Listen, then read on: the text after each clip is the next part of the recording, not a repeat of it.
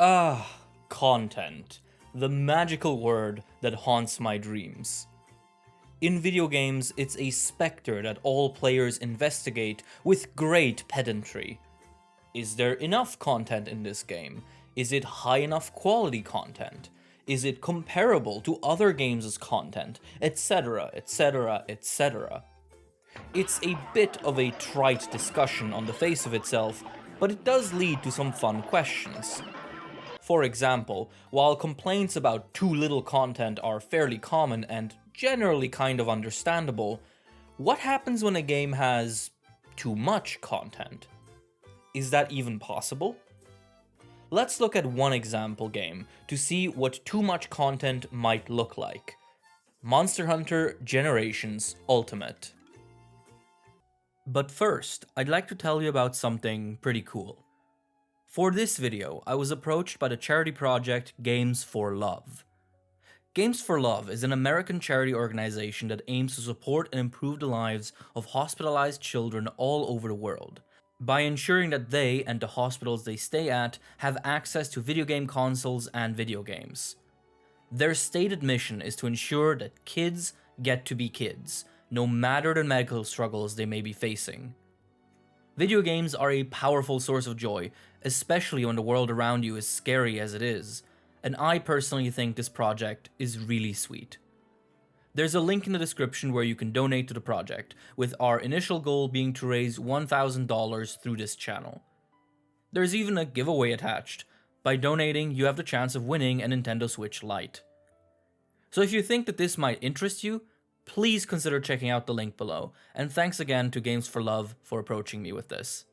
So, Monster Hunter Generations Ultimate. As a festival title that aimed to celebrate over a decade of the Monster Hunter video game series, it was deliberately filled to the brim with stuff to do and unlock. New monsters, monsters returning from old games, various styles to wield your weapons with, ultimate attacks, God knows how many armors and weapons, and a whopping 1,290 quests to complete. It is a game whose size and density is nearly legendary in the Monster Hunter series, a true crossing of all things Monster Hunter before the series reinvented itself with Monster Hunter World. In fact, earlier this year, I ended up accidentally testing how massive this game really is. I needed an endgame save file for ecology footage purposes, and since I couldn't find one online, I slapped on a few cheats and decided to get to the end of the game as quickly as possible. Specifically, I made myself invincible and made it so that every monster dies in one hit. The result was that I was playing the game at absurd, impossible speeds. Every monster dies in one hit, I never get hit, I skip all the dialogue in every cutscene, and I only do the bare minimum, only completing key and urgent quests needed to progress the game. With this setup, surely I would see the end of the game quickly enough. How long do you think it took me to get to the final mandatory quest in G rank? 2 hours? 3 hours? 4? 11. It took me 11 hours. I had every unfair advantage technology could give me. I was screaming past the game's intended pace at 1,000,000 miles per hour. I was ignoring everything that wasn't the bare minimum required content, and it still took me most of a waking day to get to the end of Monster Hunter GU. That is how big this game is. That is Generations Ultimate. You can easily see why this girth makes Monster Hunter GU an attractive game on paper. With so much to do and 93 unique monsters to hunt, it really is a game that can accompany you for a long time, a regular well of activity that never really ends if you pace yourself. And these are just raw, sterile numbers. The reality is that there are numerous features in the game that make replaying and revisiting certain parts of it really rewarding. Like with all Monster Hunter games, fighting the same goons over and over again is a core part of the experience, and Monster Hunter GU gives you plenty of options to shake things up. You can, for example, choose between 6 movesets for each of the 14 weapons, effectively creating 84 possible playstyles right out of the gate. And some of them, like the alchemy and aerial styles, are pretty substantial changes to the flow of the game too. Add to this that you can equip up to 3 hunter arts, ultimate moves of sorts, and that you can play as a Palico Cat for a sort of easy mode, and Monster Hunter GU becomes a kind of ultimate playground for all things Monster Hunter.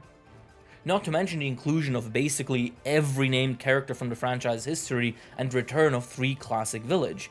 It truly is a massive buffet of everything the series has been up to that point. There is, however, a flip side to this. This much game content has to actually be presented to the player in a digestible way, paced such that it motivates them to engage with this ocean of stuff to do. And it's here where Generation Ultimate stumbles.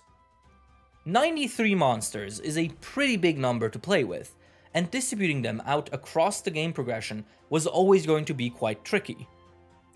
Unfortunately, Monster Hunter Generations Ultimate approaches it in a way that has some serious ramifications. The Deviants, special monsters that make up one of GU's unique features, are entirely excluded from the game's progression. Their quests can be unlocked and completed separately from the regular quest structure, at basically any point with very few limitations. This is nice in that it makes these monsters more accessible early on, which is important for a feature that was so heavily marketed.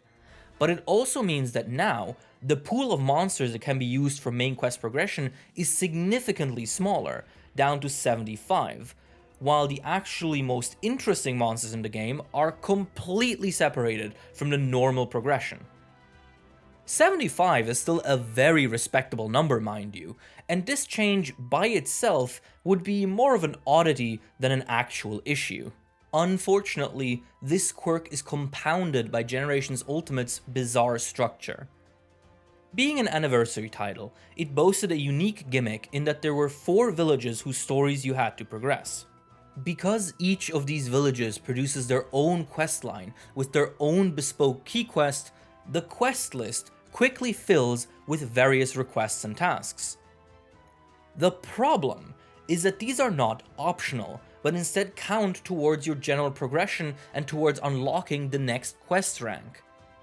This leads to the ballooning number of mandatory quests, a big reason as to why my cheated playthrough took 11 goddamn hours. The result of this is that the player ends up spending a lot of time in any given quest rank, which can really kill the feeling of progression.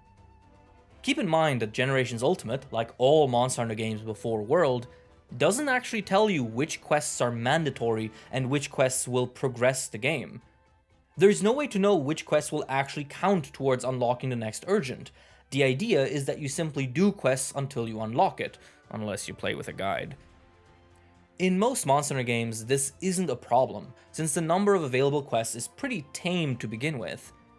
If you just stick to doing quests that look vaguely important, you'll progress in a reasonable amount of time.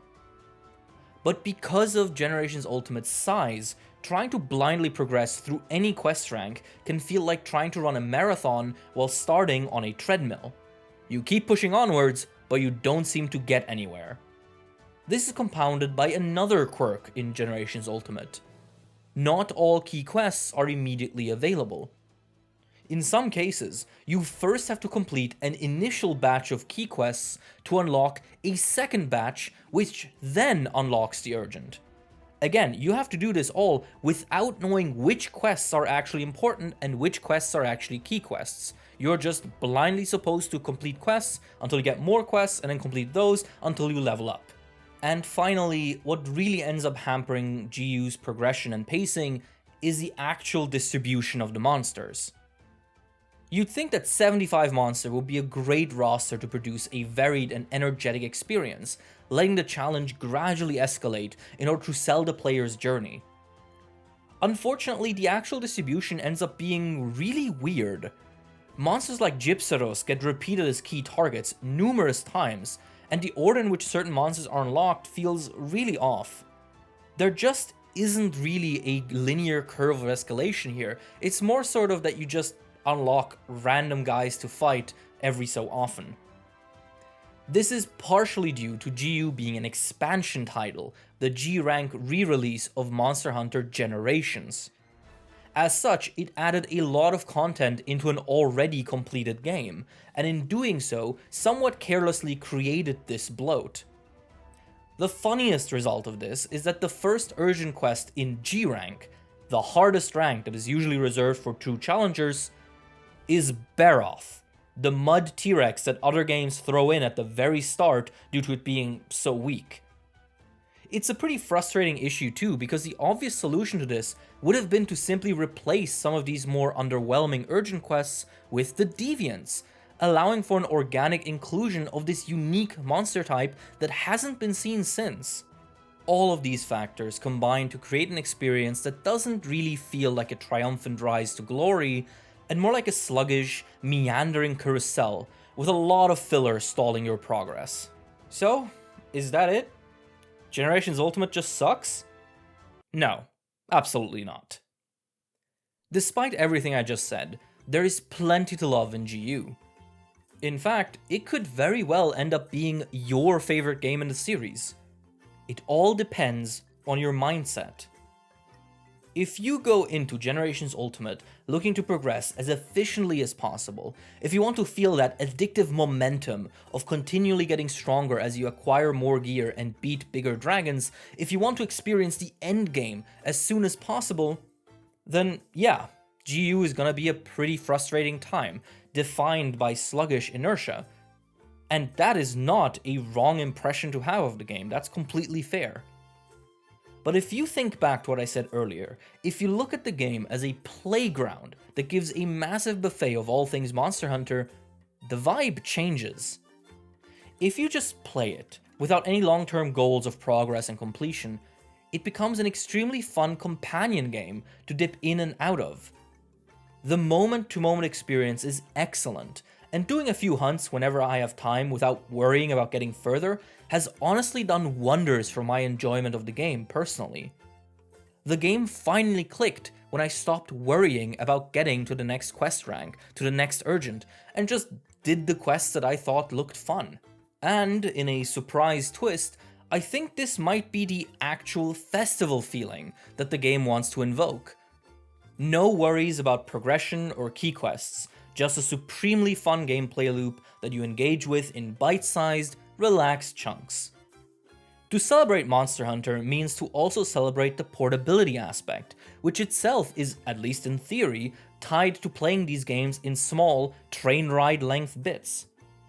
So Monster Hunter Generations Ultimate, while displaying some really odd design decisions originating from it indeed having too much content, can under the right circumstances become a chill and extremely enjoyable companion game that allows veterans and new players alike to tackle some of the best content the series has to offer in small, curated intervals. And with many of the older games being fairly inaccessible nowadays, as they are on consoles that aren't really sold anymore, that is pretty cool.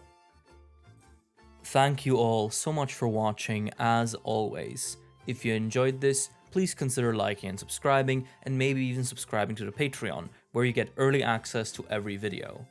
Speaking of the Patreon, a big thank you to all of our patrons, including Robs D. Hyrule, AJ Rivera, Alistair, Hui Hui, Jacob Bennett, Soruka, Gang Greatest, Sir Newt Newt, Orbital, Terrador, Emperor Eevee, Rambling Robin, Lizric, Hashi, Marcus Jenkins, Dissy, Kane Eddy, Hubble Mirror 123, Magenta, Danilo Villavicencio, Arcturian 711, Russell, Person 212, Claire Miboon, Oakwood Tree,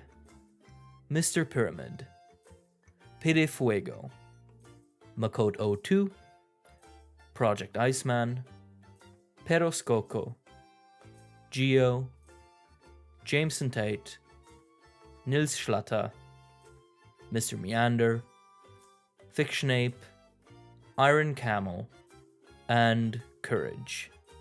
Thank you all so much for watching, and I'll see you around. Bye bye.